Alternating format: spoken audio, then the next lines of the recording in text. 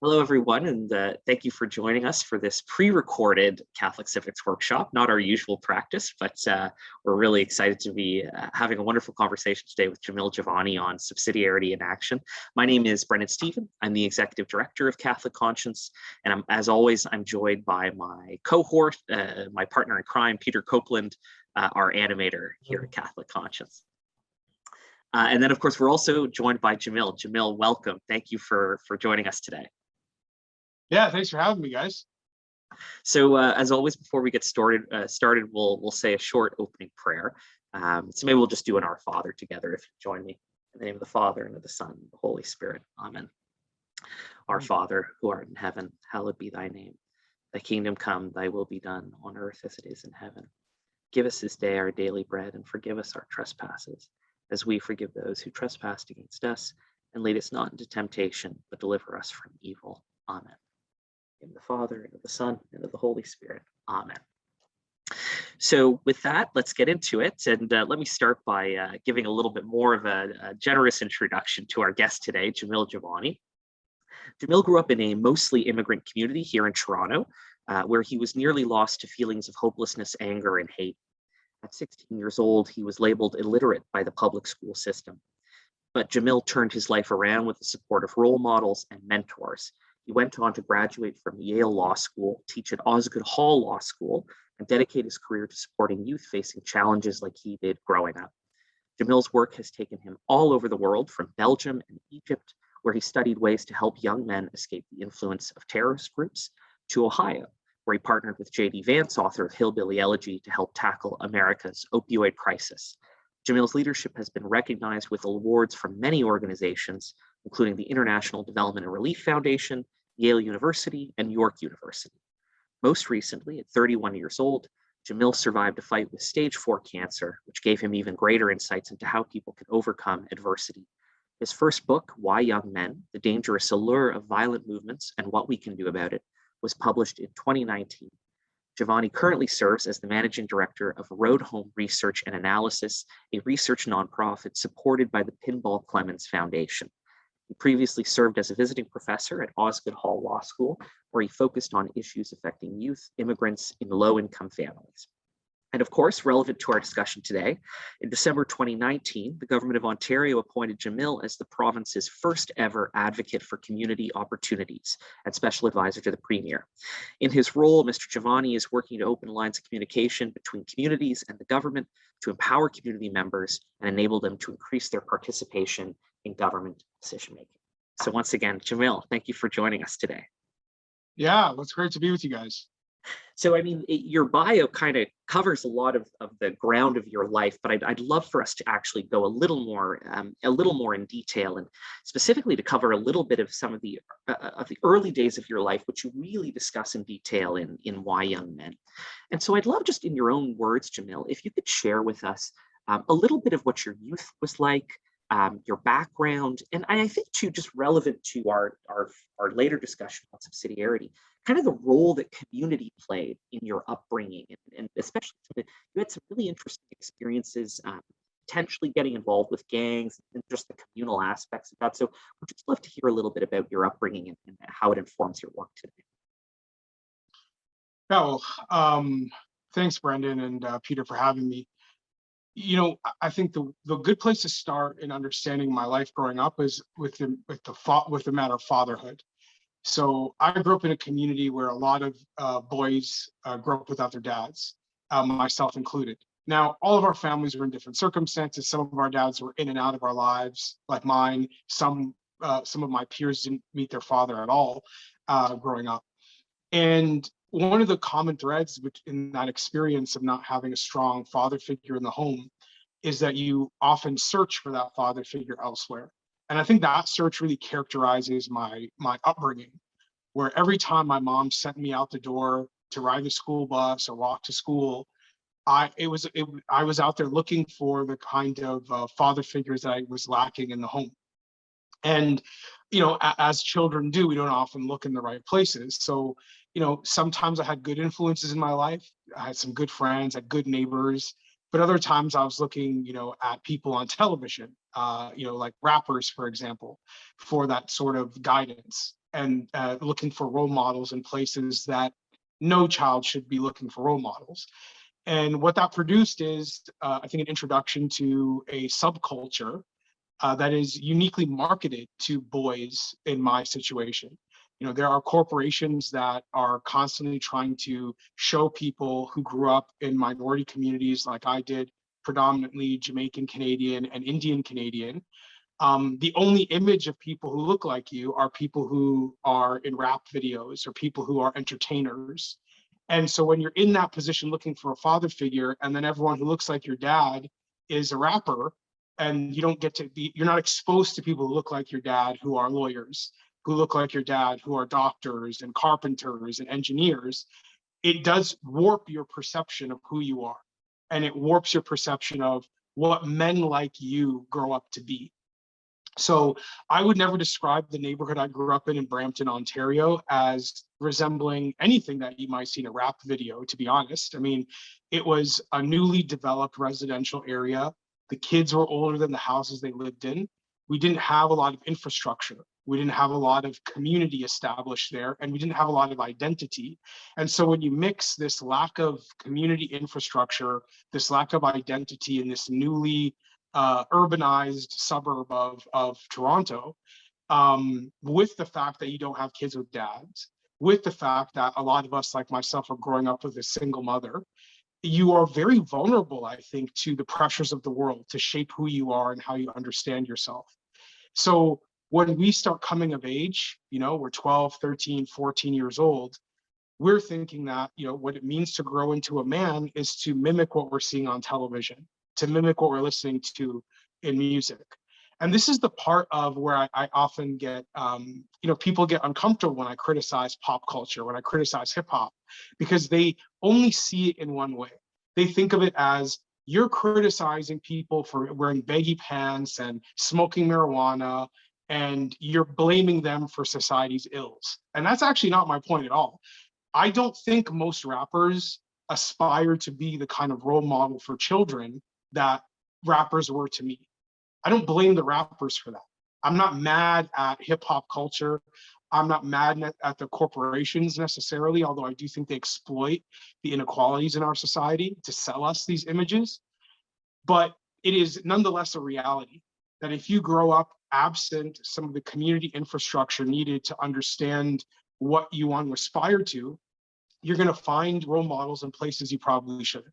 And that's why rappers and record labels and Hollywood at large should take responsibility for what's going on in our society to some degree, because there are just kids with different vulnerabilities than they're willing to acknowledge. So, you know, I grew up getting suspended from school, fighting.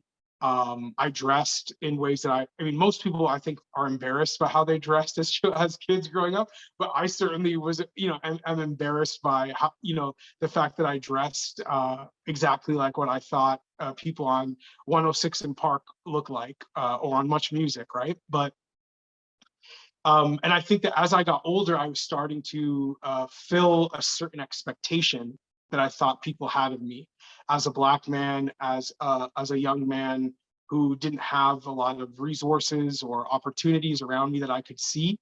I thought I was supposed to kind of walk this really what is an unlikely path to success, but one that nonetheless felt more available to me, which is I thought I was going to be a gangster, right? I mean, I try to explain it to people who don't necessarily grow up that way, that when you're in a situation where you actually believe, as I did, that you're more likely to be like Tupac than you are to be a firefighter or a teacher or a doctor, it feels like career networking to get involved in criminal activity. And just as if you are a professional, you would want to go to a networking mingling event to improve your career prospects and get a new job, when you really believe that you're going to have a future of criminality, when you're a teenager and you start hanging around with guys who sell drugs or beat people up, it feels the same way. It's like investing in your future. This is where I'm headed, right? And so you brought up that example of when I almost bought a gun in school. And I tell that story in my book, Why Young Men, because I think it was a good example of sort of the fork in the road that a lot of young men face in these circumstances, where I was declared illiterate in school. I felt like I had no future in the school system. A gun, in my mind, represented possibility that if I had this gun, I could, impress the kinds of people who might be able to help me make money. Now, I can't really explain in any sophisticated way why I didn't buy the gun that day. When I asked my friend to locate one for me and he asked me for the money, I went home from school that day when I was in grade 10, expecting to buy a gun. And the decision not to really was just a crisis of conscience, right? I really felt like, wow, if I'm about to cross a line that I'm not sure I'm ready to. I had friends who were in and out of jail, and I was scared that I would be going down the same path. And I think the most important thing for me, and this is like one of the reasons why I'm such a strong advocate for, the nuclear family, is that I had a mother to disappoint. This whole time I've been talking to you guys, I've been talking about we're not having a dad, but I did have a mom. And a lot of the time I took that for granted. I was more focused on what I didn't have than what I did have. But there were moments like that where I came close to making a really big mistake, where knowing that I had a mother who might kick me out of the house or might feel disappointment in me or might change the way she perceived me probably saved my life. So, my decision to not buy the gun, I credit, in many ways to my mom. And then from there, I was on a path of trying to, I guess, find a different way to imagine my future. And that snowballed into, finding the right mentors to help me focus on school. And within, we're talking like 6-7 years, I went from being labeled illiterate to having a scholarship to go to law school. Pretty dramatic turnaround, and one that I think is very much possible only through the kinds of relationships that I was blessed with. I often people hear a story like mine and think that it's a matter of like pulling yourself up by your bootstraps and like grit and hard work. And that's definitely part of it. But if you don't have the right people around you, all that hard work can go for naught, right? And so, so, there's probably a lot more I can say to that, but I'll pause there. But I think that's some of the key elements of my story growing up. Yeah. Yeah. Thanks, Jamil. That's a really, really powerful story. And I want to abstract a little bit from it, though, and talk about some of the trends we see. So both, you've identified representation as being crucial to identity, belonging, and I think these are issues, in a more pronounced sense, certainly in your situation and others like it, but also socially speaking these days, we see isolation and lack of belonging, and it's really creating, I think, a woundedness in people and pain. And through some of your examples in your book, Why Young Men, which I have here, by the way, great book, you should pick it up. There are examples of people experiencing great pain and then latching onto an identity that allows you to scapegoat some other group as a problem, and that gives you your sense of identity, and it explains your place in the world, but it often remains very much rooted in kind of in anger and in opposition. So I want to ask you what you see today in our society, which places great emphasis on identity and belonging, and how maybe it's going right in some ways, and also going awry in others, by really, kind of pitting people against one another, and forming identity groups as being so key and crucial to well-being. A few things. So I do think that we see elements of tradition still existing in how people try to solve that problem. There were people who will turn to their church or their mosque. I think during the pandemic, a lot of people spent more time with their families, particularly young parents spent more time with their children. And I will just say in my own social circles, but I do think that to the extent we have any research to back this up, I do think the research does back up that parents have taken a stronger interest in their children's lives. Their identity as mothers and fathers has been renewed in many ways. I have friends, for example, who would make comments to me like, I just had no idea about these certain personality aspects of my kid because I had never seen my son or daughter in this circumstance where they're reacting to what their teacher's saying on computer, and it just showed them new sides of their family, new sides of themselves. So I think that part of our identity, in some cases, has been strengthened, and that we look for all the silver linings we can in the last 2 years, given what we've all been through, and I do think that is a very positive development for some people. Is spending more time at home strengthen their family bonds. I do think that another way we've found some positive ways to provide identity is there are some positive elements of the social media, new technology connection. I mean, I'm a critic of big tech, so I think there are a lot of negatives too. But I do think that you can use these technologies in positive ways. And if you talk to young people, even whether it's through gaming and people they've learned to speak with, through their headsets, or it's through communities on TikTok, on Instagram, people have found some positive identities in those ways. One of the ways I would distinguish what has been positive versus what isn't is people doing it in smaller doses, right? Like, I think if these things become your primary way of interacting with others, it's probably a negative dependence. But there are people who have positive dependence. And what I mean by that is they're able to connect with their cousin who lives far away, or a friend that they haven't seen in a couple of years, and really restore some sort of positive relationship using this technology. And I think those elements of our identity are really important. So I think that's good too. But I would say that we have more challenges in this regard than we have sort of positive momentum, in my view. And what I mean by that is I think that most people engage with these technologies in ways that are not helpful, that make them feel a bit more isolated or disconnected from the people who are physically accessible to them, who maybe their parents, maybe their siblings, people who live in on their street. And I think that separating geography from our identities is not always a positive thing. I think we live in a time where people are increasingly less familiar with those who are around them physically, their neighbors, people they may interact with at the store, even in some cases, given school closures, people who they're supposed to be sharing a classroom with. And I think there's something lost in that personally when it comes to identity, especially because, if you want to support struggling kids, that's the easiest way to understand what's accessible to them, right? I mean, if you can put them around good influences where, at school, at the part-time job, at the community center, these are ways that I think a mom or a dad or an activist, a leader in the community has a bit more, way of influencing a child's circumstances.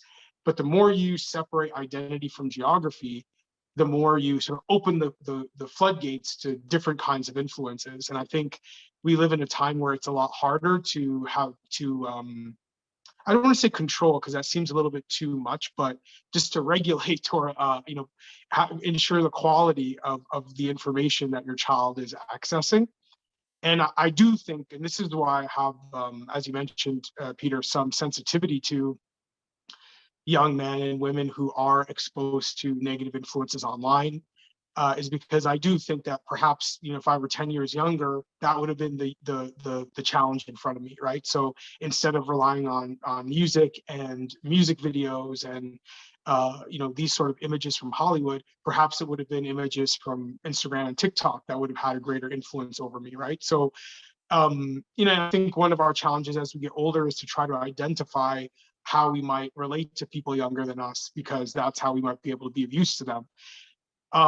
So I think those are some of the challenges that I would identify. But, maybe I'll just say, like, one other element of identity that I think is really important is we seem to be entering a phase where political identity is probably important to an unhealthy degree. And although kids who grow up like I did aren't necessarily engaged in politics in that way, I do think that that is having a negative effect overall on our society, that we seem to think that, politics is an expression of virtue, as opposed to talking about virtue directly, right? So certain political movements or slogans or whatever it may be are how we sort of indicate how good of a person we are. And I think for most kids, building character is what's going to be a lot more helpful to them. So I worry about the institutions that we trust to shape the lives of kids. If they're all focused on politics as virtue, what are they doing for character building? And as I said, that was a big part of what was the change for me, was my mom playing that role in my life. Yeah, I have to say, I'm so happy that you've in what you've just said, you've drawn the connection a little bit between um, building character, virtue, the education of community. I think we can describe it as, right, the kinds of the virtues that you learn in relationship with other people in a local community, right, rather than just various kinds of identity, whether it's political or otherwise. And you've touched a little bit on just the need for those strong community connections for a really, for lack of a better term, a successful upbringing, right? Where you're really set up for success for the rest of your life. And I think having delved in that, this is a great opportunity now to get into a little bit your role as advocate for community opportunities. And to touch a little bit more on this issue of community and to discuss subsidiarity. So I think maybe, Jamil, the best place to start, because I think for a lot of our audience, they will not know what an advocate for community opportunities is. So maybe could you tell us a little bit about the role, what led you into the role, and essentially the mandate that you were handed by the Ontario government in this role? Yeah, so the role with the province of Ontario, the government of Ontario, came in some ways out of the book. So I, wrote the book, and I think most people who write books, you hope your ideas resonate enough with people. And in my case, there were a number of people in the world of politics, both liberal, conservative, across the spectrum, who, read my book and wanted to talk to me about it. And I, talked to everybody who was willing to talk to me, from city government, provincial government, federal government, anyone who I thought might take on some of the priorities that I was concerned about in the book, I was willing to make time for. And in the case of the provincial government, I had the chance to meet with Premier Doug Ford. That was probably the first time someone seemed to want to follow through. So, I talked to a lot of people, but I do credit him and his team for saying, okay, like, we see what you're saying here. Their response was, do you want to help us accomplish some of these things? And that took me aback, to be honest. I didn't expect to take a role in government. I am not a big fan of bureaucracy. And so I did not think that government work was ever going to be in my future. But I was just recovering from stage 4 cancer at the time. And so I had, was going to be starting a new job. It seemed like maybe this is something, that God's putting in front of me to try to make a difference here. So I took them up on their offer, and I'm not sure there's been a role quite like it, to be honest, in any government in Canada, regardless of level, because it is a unique amount of trust, I think, that the government of Ontario has had in me. And what I mean by that is, they put me in a position to provide them with advice, to give them my opinions, to provide them with research that I've familiarized myself with on different policies, to open up dialogue between them and community groups that they may not have connected with otherwise, all of which are very important. But at the same time, they've trusted me to maintain a completely independent voice. And I do credit, Premier Ford in particular with that, because I think that that's a level of comfort that a lot of leaders probably wouldn't have, so how I see myself using that independence is that when I think the government has made a good decision, I'll say so. And when I think they have not made a good decision, I'll say that too. And hope that my opinion, whether it's supportive or it's detracting, will be taken seriously and might influence the way a decision is being made. But more than my own voice, I think the purpose of the job is to bring in voices from other people, because the reality is, the experiences I had growing up, I've ultimately been blessed with the opportunity and the education to be able to take those experiences and discuss them. And I want to give other people that opportunity as well. And so, we created a council, for example, called the Premier's Council on Equality of Opportunity, to bring together a very diverse group of people. And when I say diverse, I don't just mean in terms of how people look. I mean in terms of life experience, where they came from, where they grew up, the challenges they've seen, the generations they're from. I mean, you've got people who are Gen Zers, you've got people who are boomers, and everybody in between. And I think that's been a really important part of my work is, empowering that group of people to provide advice to the government as well. Yeah, and I think maybe just another thing on that too, as I think about this, I think it's probably worth recognizing that I do believe that we even with the best intentions, decision-making processes, whether in the public sector, the private sector, charities, can often sort of take on the shape of the networks of the people involved, right? And so even with the best of intentions, people who want to go out and do community engagement, for example, they wind up only talking to people who, share their own worldview, who have their same level of education, who share their priorities. And so I think of my job and the job of the council as just trying to kind of adjust the blind spots, right? So that if people are doing community consultations and everyone they're talking to has a university degree, that's leaving out a lot of the population. Even if physically people may look different, their life experience may be very similar to one another. And I think our job is just to try to sort of jump in and say, hey, there are really important perspectives in a democracy that you have to sometimes actively pursue. They may not come to you, but you've got to go to them. And that's, I think, where we add our most value. Yeah, and I think what I personally find so compelling and interesting about what you're describing is I think it's fair to say that just the nature of modern government, with all of its decision-making levers and areas of influence and the many billions of dollars it spends in today's economy, like there are so many unintended consequences of government decision making where the government makes a decision or enacts a program or whatever the case may be with the best of intentions about what it wants the outcomes to be. And then, it's a human institution with human failings, and things happen that it didn't intend, or I think to the point you're describing, it didn't hear the voices it needed to hear to understand what those effects would be. And so I want to kind of follow this up and ask you a question, which might be obvious, but I'd love to hear in your own words. I mean, Jamil, why does it matter that we get the perspectives of people who don't otherwise interact with government, have university degrees, are part of the kind of conventional consultative processes that government would go through? Like, what is the value that is added as a result of having those perspectives in policy making?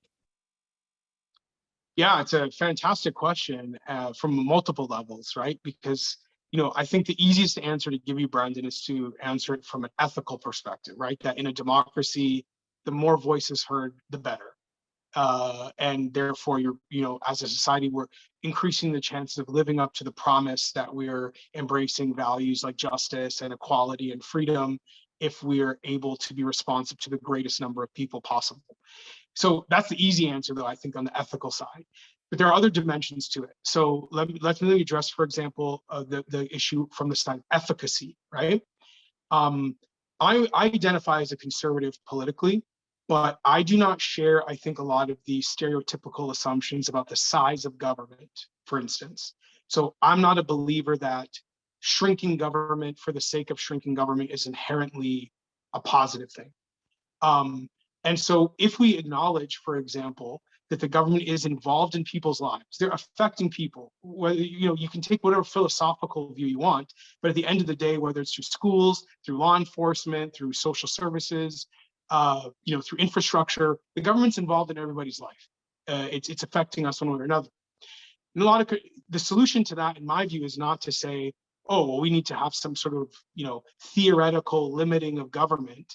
The solution to that is to acknowledge that that's the reality we live in, and it's unlikely to change anytime soon.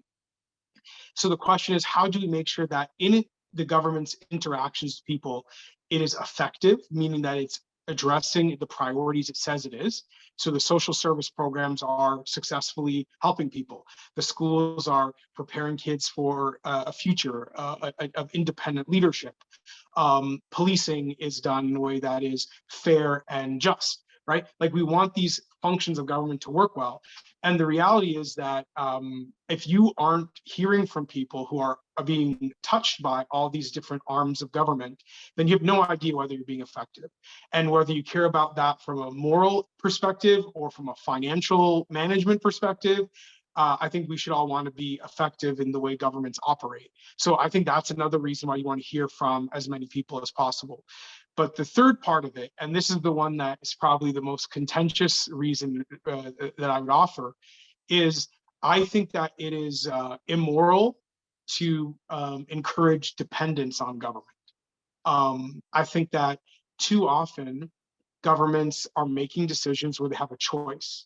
Do we interact with this family? Do we interact with this neighborhood? Do we interact with this community to increase their capacity to do to live according to their values, to pursue what they consider to be a better life, to self-govern as much as possible? Or do we encourage them to be dependent on the state and allow for bureaucracies to meddle with their families, to meddle with their morals, to have an unhealthy influence over whether someone can provide food on the table or not?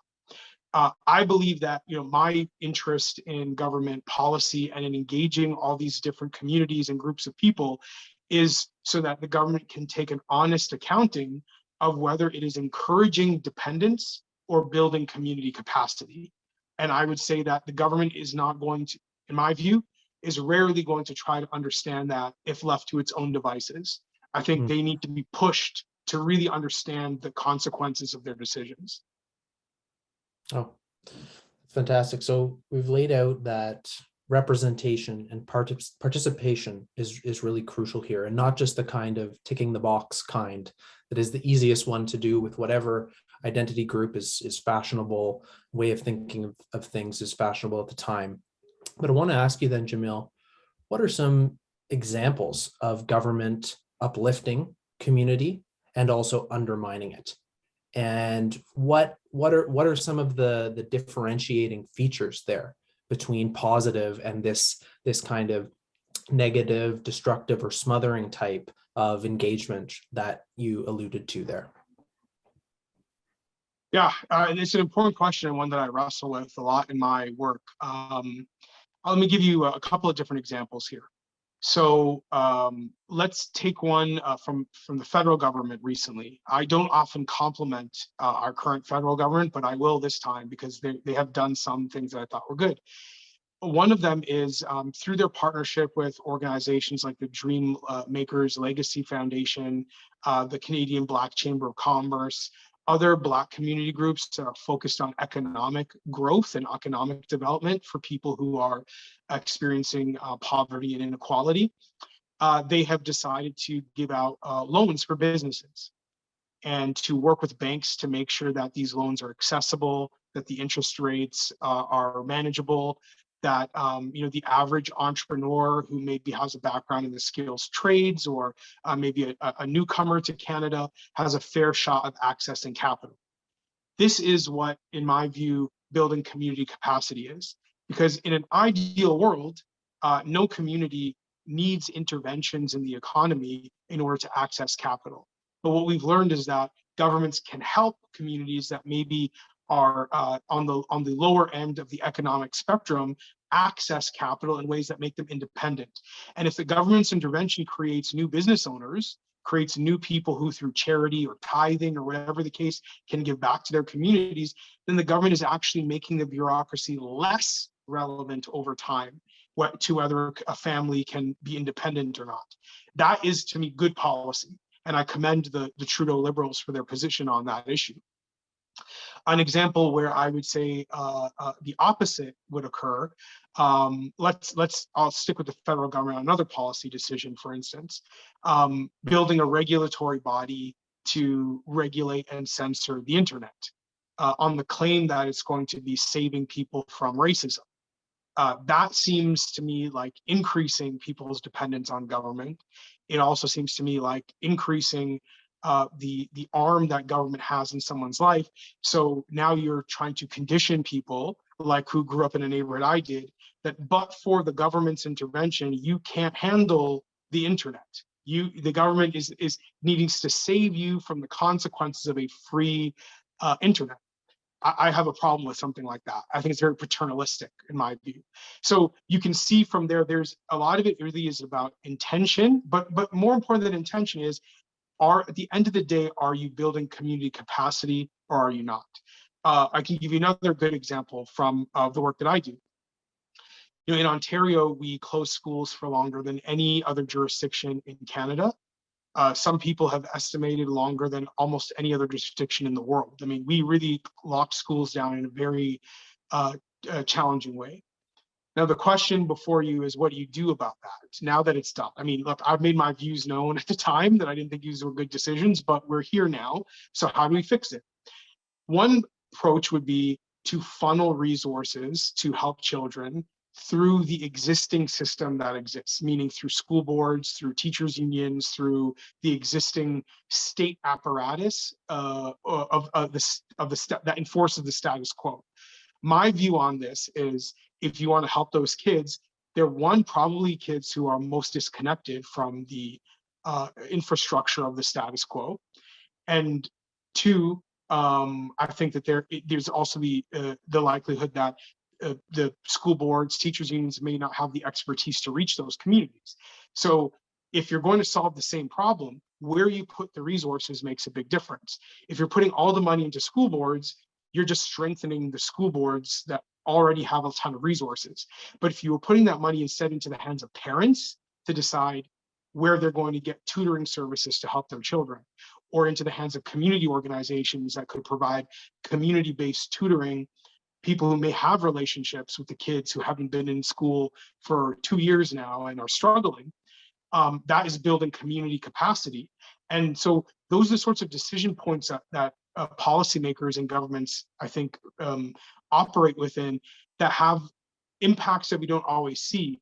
But choosing to build community infrastructure versus state infrastructure is a really, really key decision point. And I would argue almost every single policy issue has some element of that in it, a choice to make.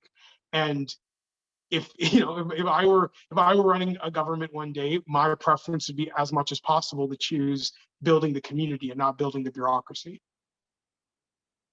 Yeah, and as you outline this vision of, I really like the term you've used here, community capacity. Like, I think that the usefulness of that term is that it recognizes that and it's a simplified idea, but if it really is about what can the community do versus what can the state do, even if you wanted the community to do more things, that capacity has to be present, right? It has to be responsive. It has to be capable of addressing the social challenges that emerge.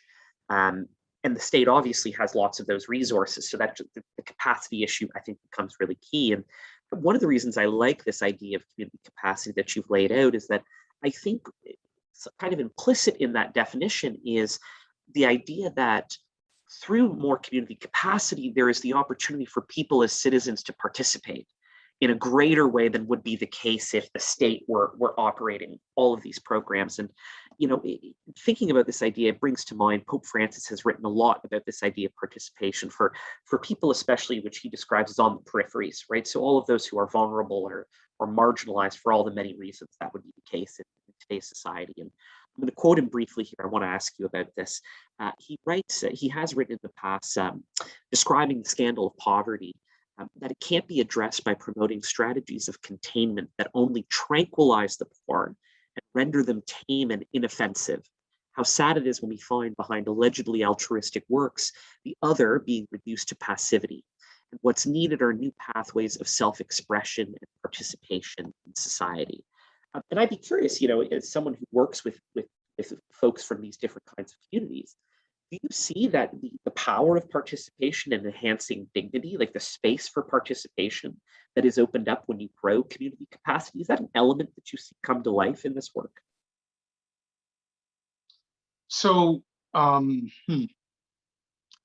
think that it's, so the short answer would be yes, that I can think of examples where the community has sort of grown to respond to the opportunity in front of them, right? So if you say to a community, let's like take Black communities in Ontario, for example, after the Derek Chauvin killed George Floyd in Minneapolis in 2020, there were a number of responses. Some I would describe as short-term, sort of immediate responses, and others were what I would describe as long-term. So the short-term type of response would be the protest or the series of protests that occurred across Canada in response to that killing of George Floyd. Other short-term responses, in my view, would be corporations coming out and issuing statements. And every big bank in Canada did this. Multiple corporations all over Bay Street did this, where they'll come out and say, "Oh, we're going to have a board seat, reserved for Black people, or we're going to hire 10% more Black people in our executive suite," or whatever the case may be. Those are things I describe those as short-term because it sort of ascribes to what Jason Whitlock over at the Blaze has called trickle-down social justice, right? The idea that giving opportunities to a small group of people will somehow mean something to the large, working middle-class masses. And I don't really believe that. I think we've seen evidence that is not how justice works, whether you call it social justice or any other kind of justice. So the longer term effect, though, I think of George Floyd being killed, and what I think gets to your question about, has a community built capacity now, is I do think we saw Black communities across Ontario emerge with a clear sense of, this is what we need in terms of resources. This is what we need in terms of government partnership or business partnership, and we will rise to the occasion. I've seen churches, for example, like the church I go to in Brampton, Ontario, Kingdom House Christian Center. Really, a lot of members of our congregation grow into that space where they're now saying, okay, like, we have a vision for how to help youth in our community. Here's what we need to get that done. I think a lot of entrepreneurs, like my friend Isaac Olawalafe, who's a developer in the Toronto area, he's grown into that role of now having a clear vision. And so you can see the community kind of get into that place where it's able to say, okay, we know what we need. We know what we hope for our young people. Here's, where external partners can engage with us. That to me is how, in an ideal world, it would work, right? Is that the community is sort of setting the terms for what success looks like, and the government is doing its part to work with the community in that way. Unfortunately, that's not how the dynamic is always shaped, and the reality is that corporations and governments that have a lot of resources often are able to, whether they intend to or not, dictate terms to the community in ways, here, if you want our money, here's what you have to do, X, Y, and Z. I don't think that is the best thing for the strength of our families and the strength of our neighborhoods, but that is too common. But I have seen examples where that's changed, and my hope would be that over the course of time, that will just change more and more. So yeah, but maybe I might be too optimistic on that, but that's what I hope. That's good. Very good to be optimistic. So just recovering our ground a little bit, you've emphasized this concept of community capacity and building it, and now just referencing how important it is for community to identify what it actually needs, rather than that kind of being told to them or dictated to them, kind of in ignorance often, unfortunately. I want to talk now about a component of, I think, a healthy community and society, which is networks of relationships, or sometimes called civil society. And I want to quote from the compendium here briefly. So it says, "It is impossible to promote the dignity of the person without showing concern for the family, groups, associations, local territorial realities. In short, for that aggregate of economic, social, cultural, sports-oriented, recreational, and political expressions to which people spontaneously give life and which make it possible for them to achieve effective social growth. This is the realm of civil society.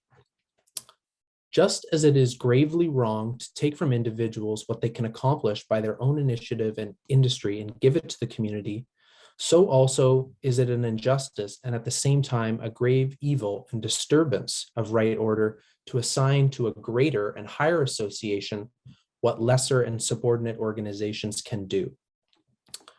So, Jill, I want to ask you now, why are these networks of relationships, and as the quote indicates, they exist at different levels. Why is it important to foster them in your view? Is it becoming more or less difficult to form them in today's world? One that is both, as we've already talked about, increasingly connected by technology and disconnected by constant distracted activity and individualism that's leaving people rootless. Well, I think that what you read there really does get, I think, to the heart of the matter in terms of, you know, if you reduce it down purely to our individual feelings, our individual spirit, you know, to strengthen people and encourage people in a positive way, I think we would all say, if we just think about our own family members, our own friends, people like to be needed. They like to be part of something. They want to have an impact on the world around them. And they like to be reminded that, you know, their efforts are worthwhile and not taken for granted. So if we feel that on an individual level, then if you just sort of scale that up to every level of society, family, neighborhood, community, you know, your city, your country, I think it makes sense that those relationships would be fed by the same encouragement, by the same reminder that people are needed and that there's a role for them to play at different levels of society. So I think that's a lot of it is, you know, we want the world to be held accountable to us to whatever way that it can. And I think we experience that in small ways every day when it comes to calling a customer service line and asking why we felt, you know, we were mistreated by the people who, you know, give us our cell phone service or the people we rented a car from.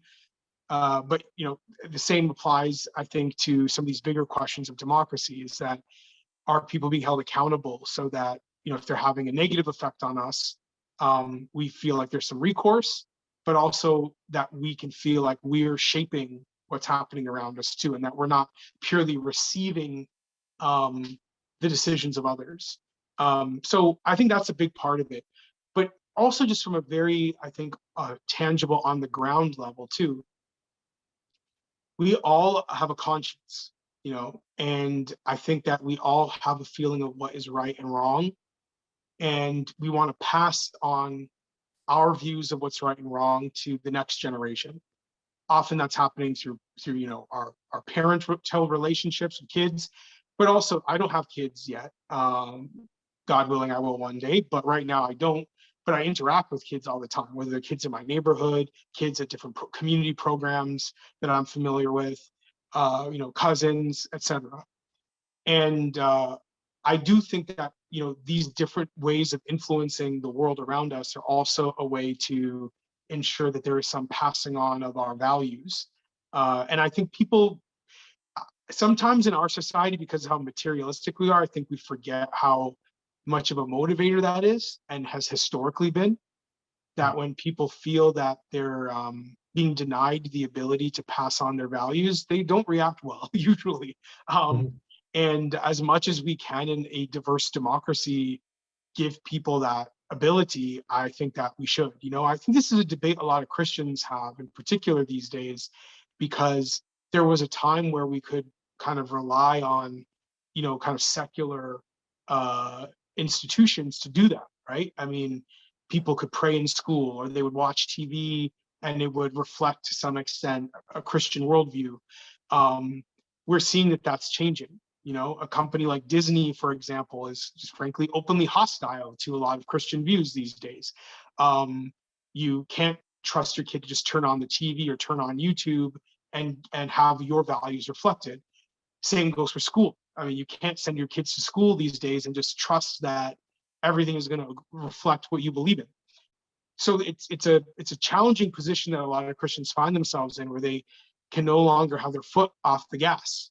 And personally, I think they probably shouldn't have had their foot off the gas anyway, because at different generations, there were different versions of the same challenge, right? I mean, 30 years ago, open racism was tolerated. That's not Christian either. So there's always been a version of this problem, I think, for every generation. I just think in ours, it's maybe a little bit more explicit than it has been in a long time. Mm-hmm. Yeah, well, I think your answer there, Jamil, you've really pointed out the many ways in which people look to different levels of their social life for expression, for fulfillment, which is not just individual but includes serving others, and how very difficult it can be to ensure that the levels are working well together to enable lower levels to flourish, and those levels contributing to the higher orders as well. I want to talk about practical implementation a little bit more. So on the one hand, to ensure that a lower level of the civil society or society is well supported, we do recognize, as you've already pointed out, that government has a clear responsibility and duty here. But on the other hand, it and any larger organization runs the risk of smothering something much smaller, whether that's a smaller organization or an individual. So one idea prominent in Catholic social thought is that each level of society, organization, and institution has a function or a telos, so like a purpose that it's oriented towards, and which circumscribes its range of activities and how it relates to the others. So I want to ask you, what do you make of this idea? And how does a society and a government actually enable subsidiarity to flourish? Well, I think there are a few things that need to be reflected on to make this stuff practical. So the first thing is, in terms of decisions that are being made about public policy, I would suggest that a lot of what gets done is a matter of framing and values and priorities, and that sort of shapes then the outcome and impact of policy decisions. So we are sort of living in a time where I would argue that a lot of identity markers are being treated as proxies for inequality and for poverty, for power imbalances. I think that's wrong, both from a ethical perspective, but also from an efficacy perspective. The reality is that someone's identity in our country in 2022 doesn't tell you much about poverty, doesn't tell you much about inequality. People of all backgrounds, of all races, all religions experience inequality. It's a matter of your particular family circumstances. It's a matter of your particular individual circumstances. The adversities that we all encounter are not reserved for some groups and denied to others. They come for all of us. Now, this is not to say that disproportionality doesn't exist. I mean, I can appreciate that some groups may be disproportionately more challenged with something like poverty than other groups. But if your goal is to actually address the issue, then identity does not paint the complete picture.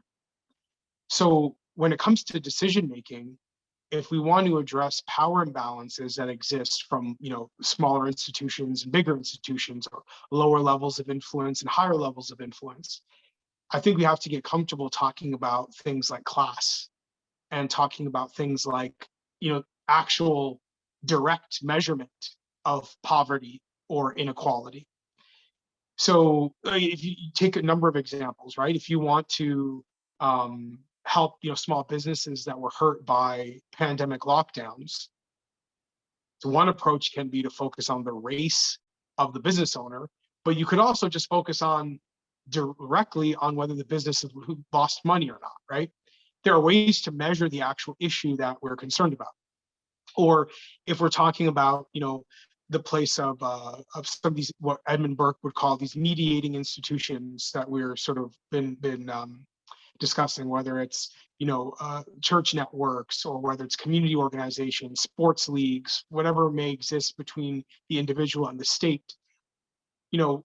If you want to strengthen those things, you can just set out to strengthen things in areas where, postal codes might indicate how much money people have, or or you can use the measure of people having to demonstrate a need for certain services to be improved or increased in their area.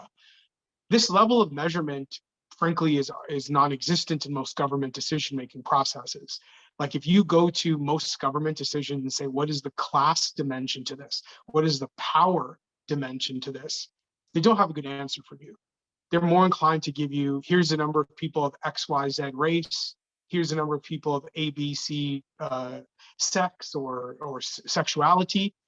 But to actually talk directly about inequality is very rare, unless you're talking about a program that is specifically for people under a certain economic threshold, like a welfare program, for instance.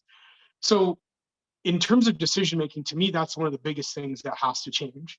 And it's difficult for us to change it because a lot of people are uncomfortable pushing back on identity as a proxy for inequality.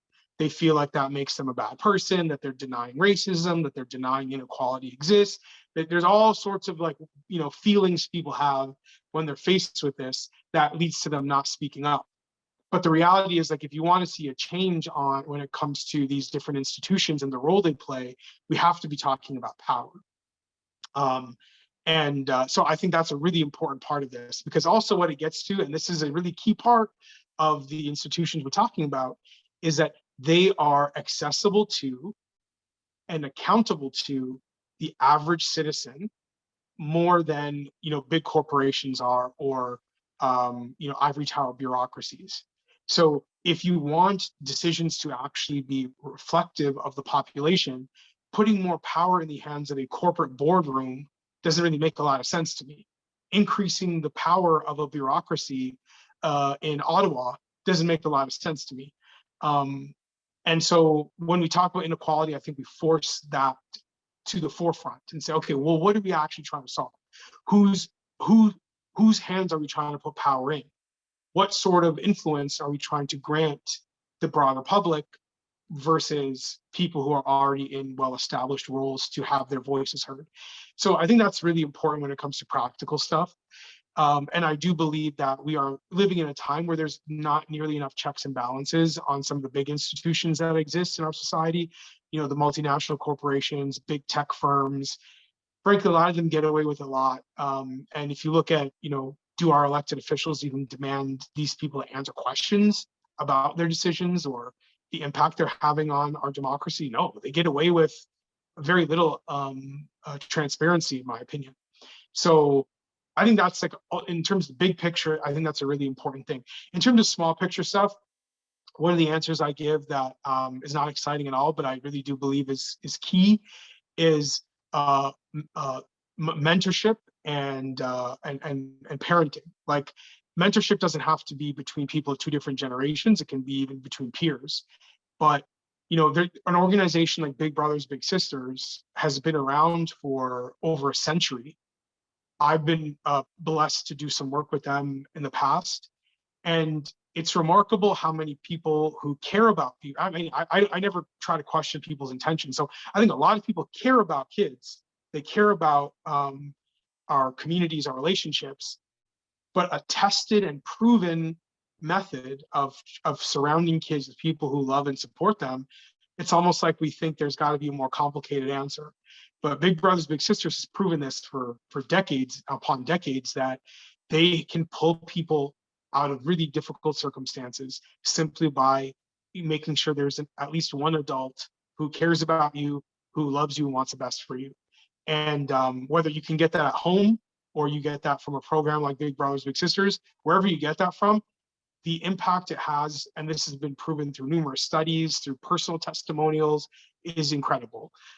So I think that in terms of like a practical example, anyone who's listening who's like, I really want to help a kid who grew up like Jamil, go mentor that kid. That kid would love to hear from you and would love to hang out with you. So I love that. This is all just a big big brothers, big sisters ad. I'm down for that. That's what this whole event is. That's perfect. I mean, Jamil, I have to say, like what you're describing around just the role of mediating institutions, what all that wonderful kind of middle set between government and the individual is, I think, so reflected in subsidiarity. And it's one of the reasons why we wanted to talk to you about this concept, is because I think it's so interesting that this work you're trying to do, we live in such a strange time of almost like big everything, right? It seems like all the big things are thriving, right? Government is huge and it's doing great, and corporations are huge and they're doing great. And it feels like one of the challenges we face in this time, and I want to ask you about this, one of the challenges that we face in this time is, I'm sure you're familiar with the Robert Putnam thesis, this idea that civil society has been emptying out a little bit the past few decades. His thesis famously was that everyone used to be part of bowling leagues and now no one's in a bowling league. But it was just kind of a sociological marker for a wider phenomenon, which is that fewer and fewer people participate in congregations, in congregational churches. Fewer and fewer people are part of the Rotary Club, the Knights of Columbus, the local marathon, charity marathon, like the list goes on and on, right? And so the result, I think, and I'm generalizing, but the result of this really is that if you have a hollowing out of the middle institutions of society, you are left with individuals and families, and then you're left with the big guys, whether it's government, whether it's corporations. And I'm curious what you think some of those challenges are to a healthy civil society. I mean, you've alluded to it a little bit with your idea of community capacity. And I want to ask you specifically from your perspective as advocate, because I imagine, it's, to use a silly example, I mean, you're not going to have a homeless person on the street constantly telling the Premier of Ontario how to shape policy. Like, the mediating institutions have to help translate the local experience, the communal experience, to the national, the provincial, the higher level, the higher order kind of experience. How critical is that in your work as advocate? Do you find that? Do you see that hollowing out? Why does civil society matter in that sense? I'm asking you lots of big questions, but I'm sure you have thoughts on them.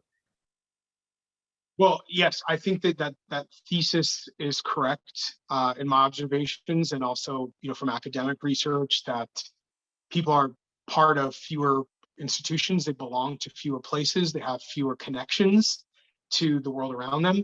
Michael Lind has also argued that in his book, The New Class War, about how the result of having fewer bowling leagues and churches and unions is that we have fewer institutions to speak up for the average working middle class family.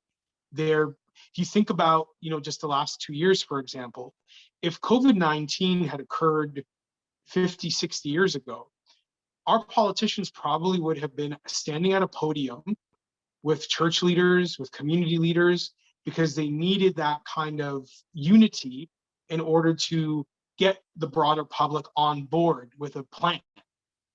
They didn't need the church leaders at those podiums in 2020, 2021, 2022. They didn't need community leaders. All you needed was a politician and a microphone, because the state has become, in many ways, the authority that used to be shared and now has been centralized more. And of course, there's also corporate authority, because it's corporations that will then disseminate the message from the state through its various media outlets. So the corporate partnership with the government is now almost monopolizing authority that used to be more decentralized. Personally, it still mattered to me, and I'm sure it mattered to you, Brendan, and you, Peter, what our religious leaders said. But for a lot of people, it didn't seem like that was a necessary part of the equation in order to believe that our best interests were being accounted for. So I think that it's very clear that the influence of these institutions is in decline. Now, what does that mean, moving forward? Because I think you raised a really important point there, Brendan, about translation. The power to translate the experiences of people who don't have an organized voice in our society is an incredible power when authority has been centralized in this way. Because what it means is whoever has access to the state, whoever has access to corporate media, now is one of the only people who can amplify what may be a very widely shared experience, but it just simply doesn't exist in the sort of narrative that is being put out there to explain reality. What I think we saw with the trucker convoy, for example, was an element of that, right? That for nearly 2 years, the experience of people who were sort of on the wrong end of a lot of these decisions about pandemic management, all of a sudden were like, okay, we need to have a voice heard because I'm not seeing myself represented on TV. I don't feel like I'm being represented in Parliament. Where do I get my needs met? And I think that boiled over into what was this sort of international political movement. Not that different, by the way, from what we saw to some degree with Black Lives Matter. I know people who supported Black Lives Matter don't like to acknowledge that the trucker convoy might have had some similarities, but it was not that different. It was a moment where people who were frustrated for a wide range of reasons saw a flashpoint and said, hey, maybe now my voice will get heard. So I think that that's what happens when a democracy isn't being responsive to enough of its citizens. And I think that, even a number of people from Preston Manning to other political leaders acknowledged this, and I think believed that if some different decisions were made, maybe it could have turned out differently. But nonetheless, I digress. The point I'm trying to make is that this sort of frustration that a lot of people feel is not inevitable. It's not necessary. I think that our goal should be to avoid people feeling like they've been sort of backed into a corner to that degree. And part of how you do that, in my view, is accepting that authority's got to be decentralized to some degree, right? That people have to feel like they have a voice. And the state has, and these corporations have put an unreasonable burden on themselves because they're never going to be able to address every experience, every concern. That is why we need decentralized authority. And what I mean by that is not that we would have some kind of vote between unions and churches and the government on should we lock things down. That's not what I mean. What I mean is that people would feel like their voice is being heard and respected, and that there are institutions in their community that can hear them, take on their cause, and go and advocate on their behalf.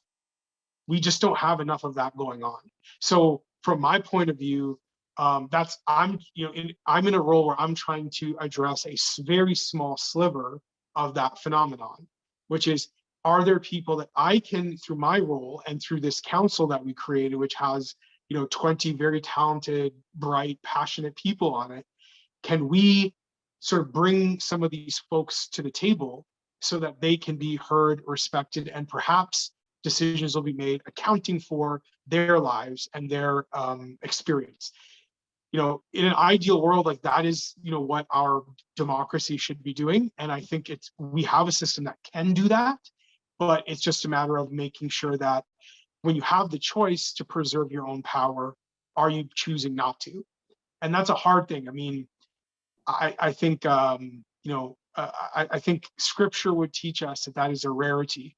And that is one of the reasons why it was such a prominent part of the example of Jesus Christ, is to show what making decisions that aren't about preserving your own power might look like, because it is difficult.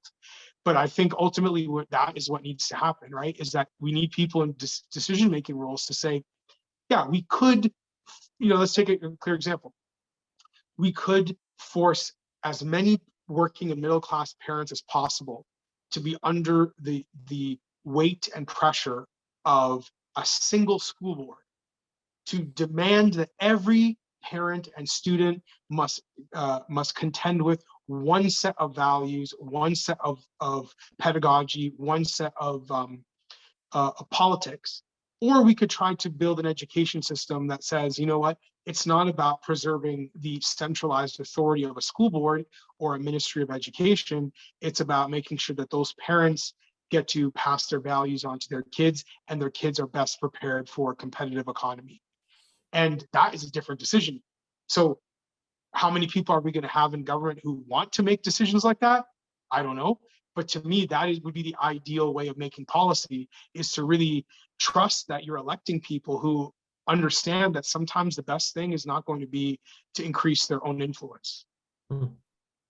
Well, I think that was a very Christian point to end on there, and it's much easier said than done, as we know, but all in the spirit of what you've been talking about, how important participation and genuine participation is to people in all facets of society. Just bringing this last point about decentralization, Jamil. One final question before we wrap up, and it's really on. You've given us so many reasons for optimism here, but I'm sure we all also feel the polarization and the tendency to form, a gang or join join your tribe, right, and stay in the comfort of your tribe. So a lot of people are choosing this because the incentives are there. It's easier to fall into this.